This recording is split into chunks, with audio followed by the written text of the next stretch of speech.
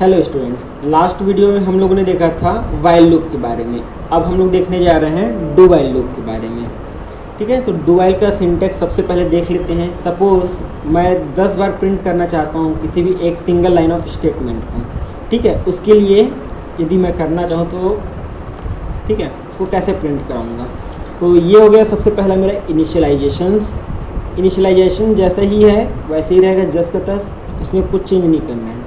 हमको चेंजेस करना है जो कंडीशन है हमारा वाइल के साथ उसमें। ठीक है, इसको आपको कट करना है और यहाँ पर आपको लिखना है डू। ठीक है, उसके बाद जस्ट यहाँ आपका जहाँ पर से ये लाइन ब्रेक होगा वहाँ पर आपको लिखना है वाइल कंडीशंस और यहाँ पर एक सेमीकोलन लगाना है।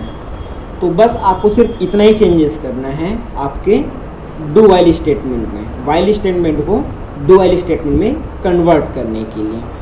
ठीक है,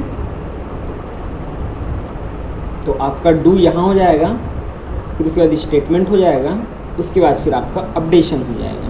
ठीक है, और आपका जो कंडीशन है वो यहाँ पर रहेगा। तो फॉर लूप और वाइल लूप में क्या होता है, जब आपका कंडीशंस पहले चेक होगा, कंडीशन ट्रू होगा, उसके बाद आपका स्टेटमेंट रन होता था और उसके बाद फिर उसका वैल्यू अपडेट होता था। लेकिन डू वाइल लूप में क्या होता है, डू वाइल लूप में सबसे पहले आपका कंडीशन चेक हो या ना हो, आपका स्टेटमेंट एक बार एटलीस्ट वन टाइम क्या होता है, रन होगा। रन होने के बाद अपडेट करेगा, उसके बाद कंडीशन चेक होगा। तो यही एक बेसिक और सिंपल सा डिफरेंस है फॉर लूप और डू वाइल लूप में। ठीक है, कि यहाँ पर कंडीशंस बाद में चेक होता है। ठीक है, तो आइए इसके पहले एग्जांपल्स देख लेते हैं। ठीक है, कैसे वर्क करता है फंक्शनली। तो इसके लिए मैंने यहाँ पर अपना जो वाइल लूप था उसी में मैं चेंजेस कर रहा हूँ। ठीक है, डू वाइल लूप के लिए। तो जैसे कि आप देख सकते हैं कि आपका इनिशियलाइजेशन है वो x = 1 है।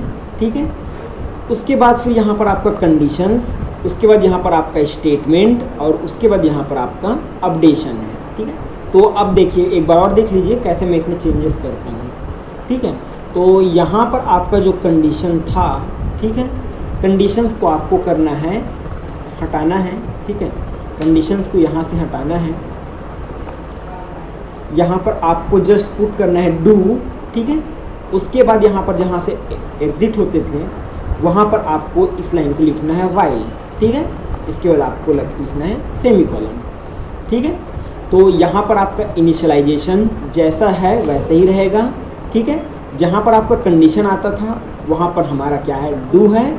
ठीक है, जहाँ स्टेटमेंट था वहाँ हमारा स्टेटमेंट है, उसके बाद फिर जहाँ अपडेशन होता था वहाँ अपडेशन था। ठीक है, बाकी किसी भी चीज़ में चेंजेस नहीं होने वाला। ठीक है, तो फॉर लूप और वाइल लूप जो है वो एंट्री चेकिंग कंडीशंस है और उसके बाद एग्जिट चेकिंग कंडीशन जो है हमारा वो क्या है, डू वाइल लूप है। ठीक है, तो एंट्री कंट्रोल लूप में यदि हम लोग काउंट करें तो फॉर और वाइल को करते हैं और एग्जिट कंट्रोल लूप में हम लोग डू वाइल को कंसिडर करते हैं। ठीक है, फॉर लूप में आपका कंडीशन यदि ट्रू होगा तभी आपका जो स्टेटमेंट है वो रन होगा, अदरवाइज रन नहीं होगा। लेकिन डू वाइल लूप में क्या होता है, कम से कम एक बार आपका जो ये स्टेटमेंट है वो एटलीस्ट वन टाइम प्रिंट होगा, उसके बाद अपडेट होगा, उसके बाद फिर आपका कंडीशन चेक होगा। ठीक है, कंडीशन ट्रू होगा तो जितना टाइम ट्रू होगा उतने टाइम्स के लिए वो फिर से रन होगा। ठीक है, तो इसको हम लोग सेव कराते हैं और रन कराते हैं। ठीक है, अब जैसे ही आप देखेंगे कि नॉर्मली मेरा आंसर 10 टाइम्स आना चाहिए। ठीक है, तो ये देखिए आप जैसे ही इसको रन कराएंगे आपको आपका 10 टाइम्स मिलेगा। ठीक है, क्योंकि यहाँ पर फर्स्ट टाइम में क्या हुआ, फर्स्ट टाइम जैसे ही आया ये प्रिंट किया। ठीक है, फिर अपडेट किया, फिर से यहाँ पर कंडीशन चेक हुआ, उसके बाद फिर से ये स्टेटमेंट प्रिंट हुआ। इसी टाइप से ठीक है 9 टाइम्स प्रिंट हुआ। ठीक है, फिर 10 टाइम्स आया, ये प्लस प्लस किया, कंडीशन चेक हुआ, फिर से यहाँ आया, फिर से इसको रन किया। ठीक है, इस टाइप से काम करता है। इसको और अच्छे से डीप में समझने के लिए मैं इसी कंडीशंस को 1 टाइम्स क्या कर देता हूँ, लेस कर दूँ, या फिर इसको मैं 5 यूज़ कर लेता हूँ और ज़्यादा अच्छे से क्लियर होगा। अब इसको मैं सेव कराता हूँ, ठीक है, और फिर मैं कराता हूँ इसको रन, ठीक है, तो मुझको क्या मिलेगा, 5 टाइम्स मिलेगा, ठीक है।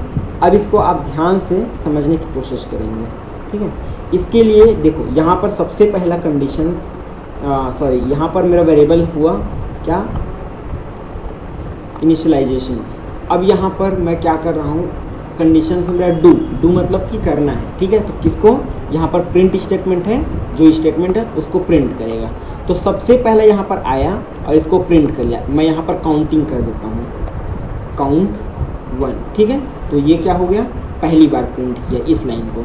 उसके बाद यहाँ x++ हुआ, जैसे ही x++ हुआ तो मेरा x का वैल्यू अब क्या हो गया, 2 हो गया, ठीक है। तो यहाँ पर हो गया 2। अब 2 is less than equals to 5, तो ट्रू है, ठीक है। तो ट्रू है तो फिर कंडीशन क्या हुआ, ट्रू हुआ। ट्रू होने के बाद क्या करेगा, ये डू पे जाएगा, फिर से यहाँ पर जो कंडीशंस है इसको फिर से प्रिंट करेगा। तो अब क्या हो गया, 2 हो गया, ठीक है, 2 बार प्रिंट हो गया। अब यहाँ पर फिर से x++ हुआ तो x की वैल्यू फिर क्या हो गई, 3 हो गई, ठीक है। तो अब इसको क्या हो गया, 3 हो गया, ठीक है। अब इसको मैं कंडीशन चेक कराता हूँ क्या होता है कि x is less than equals to 5, yes, क्योंकि मेरा क्या है 3 है, ठीक है। तो 3 हो गया, फिर से कहाँ चला जाएगा, डू पे जाएगा, फिर से ये स्टेटमेंट प्रिंट हुआ। अब कितना बार प्रिंट हो गया, ये 3 टाइम्स प्रिंट हो गया, ठीक है।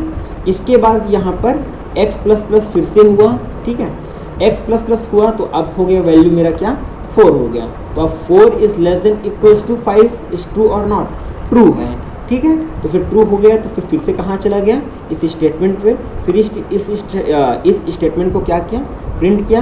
कितना बार प्रिंट हो गया, 4 टाइम्स प्रिंट हो गया। उसके बाद यहाँ पर फिर से x++ हुआ तो अब क्या हो गया, वैल्यू 4 से 5 हो गया, ठीक है, 4 से 5 हो गया, ठीक है। इसके बाद फिर अब यहाँ पर से 5 is less than equals to 5 और नॉट।